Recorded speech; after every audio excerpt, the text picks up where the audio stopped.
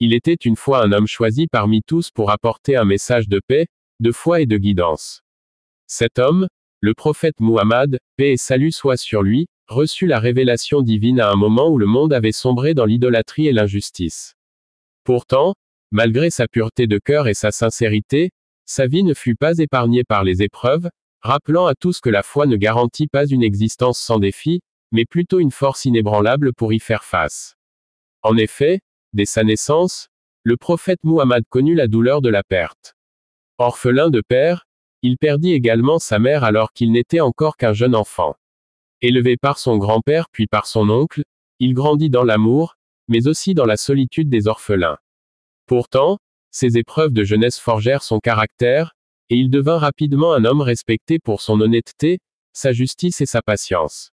Lorsque la révélation divine descendit sur lui dans la caverne de Hira, sa mission prophétique commença. Cependant, ce fut aussi le début de nouvelles épreuves. Les notables de la Mecque, attachés à leurs croyances païennes et à leur pouvoir, s'opposèrent farouchement à son message. Ils l'insultèrent, le calomnièrent et firent tout pour discréditer sa parole. Il fut même attaqué physiquement, ses compagnons persécutés, certains torturés à mort pour avoir embrassé l'islam. Mais, à travers ces épreuves, le prophète Muhammad, paix et salut soient sur lui, resta ferme dans sa foi, prêchant avec patience et douceur, convaincu que la vérité triompherait. La situation devint si critique que le prophète et ses compagnons durent fuir leur ville natale pour trouver refuge à Médine. Cet exil, connu sous le nom d'Hégire, fut une épreuve supplémentaire.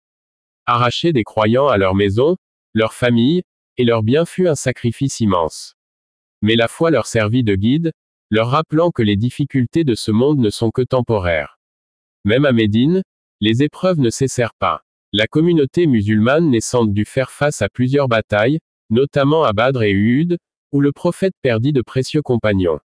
Pourtant, malgré la douleur et la souffrance, il maintint sa confiance en Dieu, croyant fermement que chaque difficulté était une épreuve pour tester la foi et la résilience des croyants. Le prophète Muhammad, paix et salut soient sur lui, nous enseigne que la foi n'est pas un bouclier contre les épreuves, mais une source de force face à celles-ci.